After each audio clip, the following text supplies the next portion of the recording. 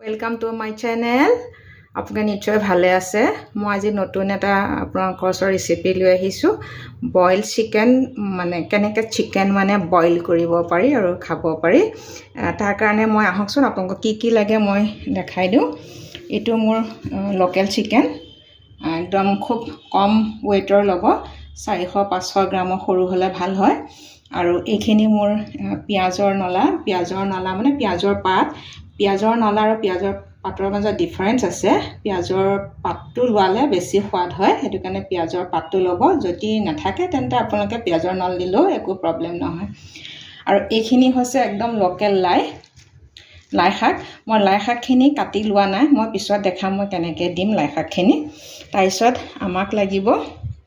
অকমান জালুকৰ গুড়া মিন্স আপুনি থেতালি লব সৰু সৰুকে তাৰপিছত নহৰু কুটি লব অকনকে অলপমান নহৰু কুটি লব আৰু এইখিনি মোৰ আদা অকনকে কুটি লব আৰু এইখিনি হৈছে বৰা চাউল কাৰণ আমাৰ প্ৰত্যেক ঘৰতে বিহু যেহেতু গল বৰা চাউল আমি এতিয়া পামেই নহনে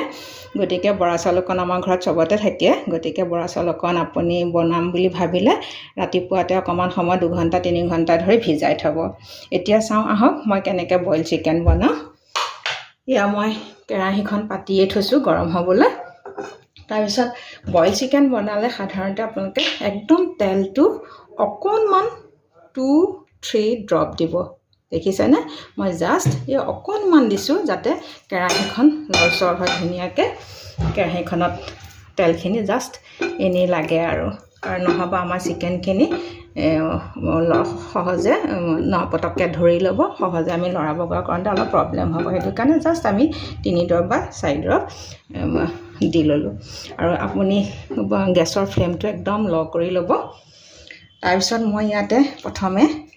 লোকেল চিকেনখিনি দিলো মই যেতিহেতু গৰম হলেখিনি লোকেল চিকেনখিনি দিলো এয়া দি পেলাই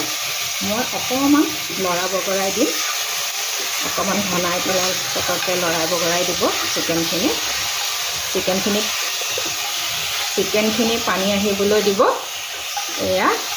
দেখিছেনে মই লৰাই বগৰাই দিলো এনেকৈ চিকেনখিনি তাৰ পিছত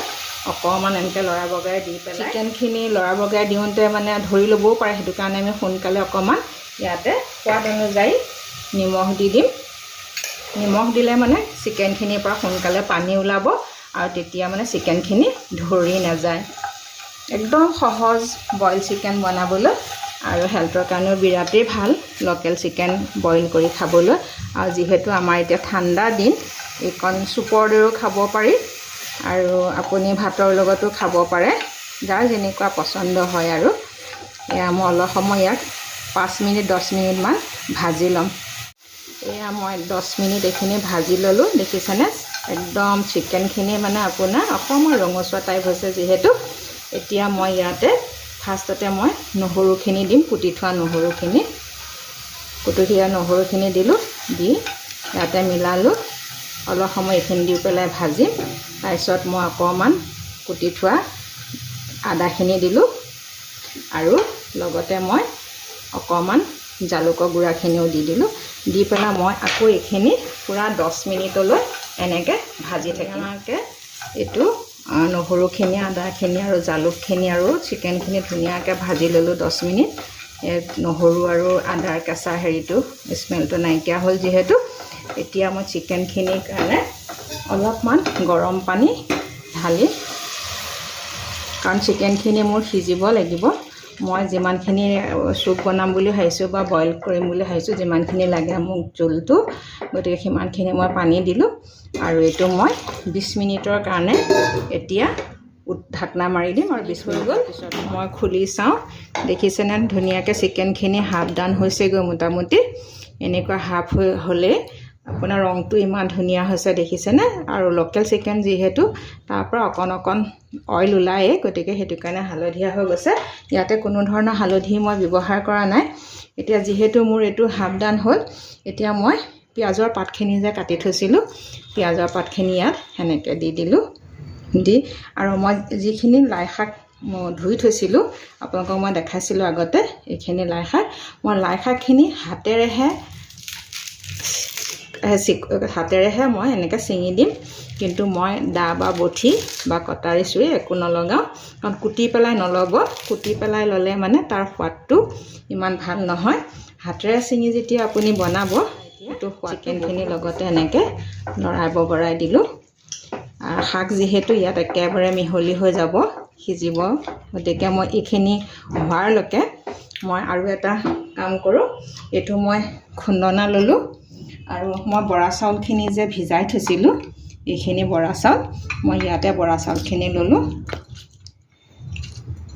লৈ পেলাই মই চাউলখিনি অলপ এনেকৈ খুন্দি ল'লোঁ। মানে ইমান বেছি গুড়ি কৰিব নালাগে, অকণমান জাষ্ট মই মিহি মিহিকৈ হ'লেই হ'ব। এয়া দেখিছেনে, এনেকৈ মানে ইমান মিহি নকৰিব, পাউডাৰ কৰি নিদিব। এনেকৈ মই মিহিকৈ এইখিনি এনেকৈ গোটা গোটাকৈ এনেকৈ এইখিনিও মই চাউলখিনি ইয়াত দি দিলোঁ। যিখিনি মই খুন্দিছিলোঁ, এতিয়া গোটেইখিনি মই লৰা বগৰাই দিম। কাৰণ আপোনালোকৰ ঘৰত যদি বৰা চাউল নাথাকে তেন্তে আপোনালোকে কৰ্ণফ্ল'ৰো দিব পাৰে। বৰা চাউলটো আচলতে কৰ্ণফ্ল'ৰ কাম কৰে। মই যিহেতু গোটেইখিনি ঘৰুৱাকৈ বনাইছোঁ, যিহেতু মই গোটেই বস্তুবিলাক ঘৰুৱাৰে ব্যৱহাৰ কৰিছোঁ। আৰু ইচ্ছা কৰিলে আপোনালোকে বৰা চাউল নাথাকে কৰ্ণফ্ল'ৰ দি পেলাইও বনাব পাৰে। আকৌ মই গোটেইখিনি এতিয়া মিক্স কৰি পেলাই মই আকৌ 20 মিনিটৰ কাৰণে ফ্লেমটো একদম কমাই পেলাই 20 মিনিট মই আকৌ ইয়াত হৈ গ'ল। দেখিছেনে ইমান ধুনীয়াকৈ একদম চিকেনখিনি, আৰু জোলটো মানে একদম ধুনীয়া গ্ৰেভি হৈছে, একদম চুপৰ দৰে। আপোনাৰ এয়া মই এতিয়া গেছটো ধুনীয়াকৈ সিজি হৈ গ'ল আৰু মই গেছটো অফ কৰি দিলোঁ। দি এতিয়া এইখিনি মই লাহেকৈ বাতিত উলিয়াই দিলোঁ। ইয়াতে আপোনালোকে একো দিব নালাগে, জাষ্ট ধনিয়া পাত বা বাটাৰ, ঘি একো নিদিব। একো নিদিয়াকৈ এনেকৈ পৰিৱেশন কৰিব, খুব ভালে। এনেকৈ গৰমে গৰমে ভাতৰ লগতো খাব পাৰে, আৰু এনেও চুপ হিচাপেও ঠাণ্ডা দিনত খালে বহুত হেল্ডি হয়, খুব ভাল লাগিব খাবলৈ। আপোনালোকে ঘৰত বনাব আৰু খাব, আৰু কমেণ্ট কৰিব, শ্বেয়াৰ কৰিব, লাইক কৰিব মোৰ চেনেলটো। আকৌ মই নেক্সট ব্লগত আপোনালোকক লগ পাম। Bye bye.